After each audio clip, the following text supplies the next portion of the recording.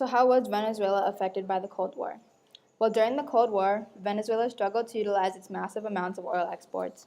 And because of the ongoing capitalism versus communism power struggle during the Cold War, Venezuela became a socialist nation and became opposed to countries like the US. In 1960, the Organization of Oil Exporting Countries was created by the oil-rich states and later came to include Venezuela. Hugo Chavez controversially took office in February 1999, and his approval rate reached 80% with a political foundation based on ending corruption, increased spending on social programs, and redistribution of the country's oil wealth. Chavez oversaw the drafting of a new constitution that gave him unprecedented control over the three branches of government. He also increased his power in the National Assembly. In the mega election of 2000, Chavez was reelected to a 6-year term. But he also alienated the United States and other countries in the West by forging close ties with Iraq, Iran, and Libya. By early 2002, Chavez's approval rate had fallen to 30%. Venezuela's top generals declared themselves in a rebellion against the president, and Chavez resigned a day later and was placed under arrest, but 2 days later he retook control of Venezuela. In 2002, a national strike centered on the state oil company, PDVSA, occurred aiming to force Chavez to resign. By February 2003, the strike failed, and Chavez had full control of the PDVSA once again. In 2004, many more strikes occurred initiated by anti-Chavez political groups whose goal was to force the president to resign. Chavez convincingly survived a recall effort, ending more than 2 years of attempts to eject him from office in a vote that international observers deemed free and fair. Despite attempts to boycott the vote by rebels, Chavez gained complete control of the National Assembly in 2005. And in 2006, Chavez was elected for a third time with 63% of the vote. Chavez has often criticized the U.S. for their capitalism and their means of taking actions.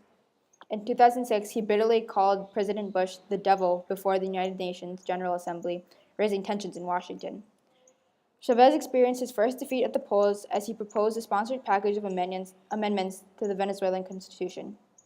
The MVR was dissolved in 2007 to become part of Chavez's new political party, the United Socialist Party of Venezuela.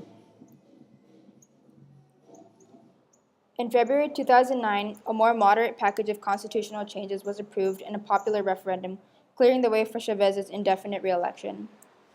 Motivated by the victory, the government implemented plans to arrest and stifle key political opponents. Venezuela's National Assembly overwhelmingly approved a law giving Chavez broad discretionary power for 18 months. In June 2011, Chavez was operated on in Cuba to remove a cancerous tumor, confirming the severity of his illness.